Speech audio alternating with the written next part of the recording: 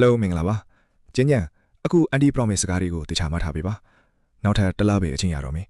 တစ်လကြာပြီးရင်ကဘာကြီးပေါ်မှာအမိမသိ virus တစ်ခုပြန့်နှံ့လာပြီးလူသားတွေအတွက်အရန်ကိုအန်တီရရှိလာနိုင်ပါတယ်လို့အတဲ့အသုံးဆောင်ပစ္စည်းတွေကိုကြိုတင်စုဆောင်ထားပြီးပုံနေလို့ရမယ်နေရာတစ်ခုကိုအမြန်ရှာထားလိုက်ပါကျွန်တော်နာမည်ကတော့ကျင်းကြံပါအသက်က26နှစ်ရှိပြီဖြစ်ပြီးကုန်တင်ကားကြီးတွေမောင်းတဲ့ဒရိုင်ဘာတစ်ယောက်ဖြစ်ပါတယ်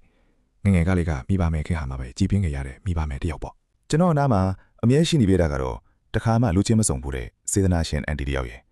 လွန်ခဲ့တဲ့တစ်နှစ်ကမှကျွန်တော်ကောက်ယူမွေးမြူထားတဲ့ဝါဒီလို့ခေါ်တဲ့ခွေးလေးတစ်ကောင်ရပါတယ်ခုနကဖုံးဆက်တဲ့အန်တီဘူကကျွန်တော်ကိုတစ်ချောင်းလုံးထောက်ပံ့ပေးနေတဲ့စေတနာရှင်ဖြစ်ပါတယ်သူ့မှာသားသမီးလည်းမရှိတော့လဲဇီဝဗေဒဆိုင်ရာသူရေသနဌာနမှာအလုပ်လုပ်နေတာပါ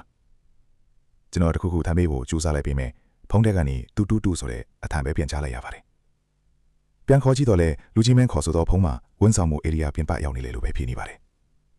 အန်ဒီဘူကလင်းပြောစရာအကြောင်းလည်းမရှိတော့လဲလင်းပြောမဲ့သူမျိုးလည်းမဟုတ်တာကျွန်တော်သိချပေါက်သိနေပါတယ်။ဦးဝတ်တော်ကြီးကကျွန်တော်ကိုပုံနေဖို့ပြောတယ်။ဒါပေမဲ့ဘယ်နေရာမှာသွားပုံရမလဲ။ရုတ်တရက်ရင်ထဲမှာတစ်ချက်ခုန်သွားပြီးကျွန်တော်ရဲ့ကုန်တင်ကားကြီးကပဲအသက်ရှင်တန်ဖို့အတွက်တခုတည်းသောမျောလင့်ချက်ဖြစ်နိုင်တယ်လို့တွေးမိလိုက်ပါတယ်။ခဏလေးတွေမှာပဲကျွန်တော်ဆုံးဖြတ်ချက်ချလိုက်ပါပြီ။ကျွန်တော်ရဲ့ကုန်တင်ကားကြီးကိုကမ္ဘာပြက်ကတ်ထဲမှာစိတ်ကြိုက်မောင်းနှင်သွားလာနိုင်တဲ့တားရဲကြီးတစ်ကောင်လိုဖြစ်အောင်ပြုပြင်ခဲ့မယ်။အန်ဒီရဲ့ဂျုံလာရင်လေကိုလုံရဘေးကင်းလုံခြုံတဲ့နေရာလေးတစ်ခုဖြစ်လာအောင်လို့က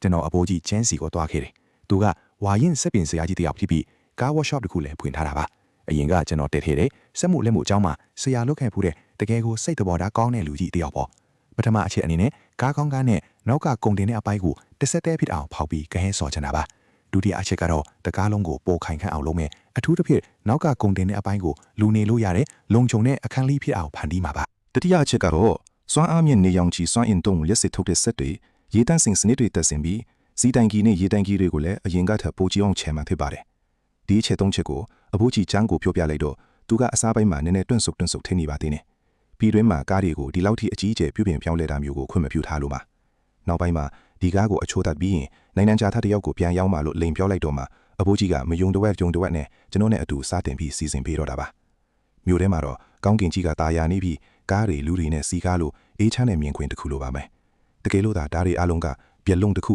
အမားတစ်ခုဒါမှမဟုတ်မတော်တဆတစ်ခုသာဖြစ်ခဲ့မယ်ဆိုရင်ကျွန်တော်ဘဝကဘလို့များဖြစ်သွားမလဲလို့ကျွန်တော်တွေးမိနေပါတယ်။ဒါပေမဲ့တကယ်လို့ဒါကမတော်တဆဖြစ်မလာခဲ့ဘူးဆိုရင်အဲ့ဒါကပဲအကြီးမားဆုံးအန္တရာယ်ဖြစ်လာမှာပါ။ဒါကြောင့်ကျွန်တော်မှရှိသမျှအကုန်ပုံအောပြီးတစ်ခါတော့လောင်းချစ်ထက်ကြည့်လိုက်တော့မယ်။အလောင်းအစားနိုင်ရင်ကျွန်တော်အသက်ရှင်နိုင်မယ်။ရှုံးသွားရင်လည်းအစကနေပြန်ဆက်အောင်ပဲရှိတာ။ကျွန်တော်မှဆုံးရှုံးစရာဘာမှမရှိတာပဲ။ဘန်ကထဲကပိုက်ဆံတွေကတော့ရည်စည်းတယ်လို့မျိုးတရဟောရော့အနေသွားနေပါပြီ။ဦးလေးကြီးလောင်ချမ်းကတော့ဆေးလေးတောက်ပြီးပြုံးဖြီးနေတာပဲ။ကားကြီးကတနေ့ထက်တနေ့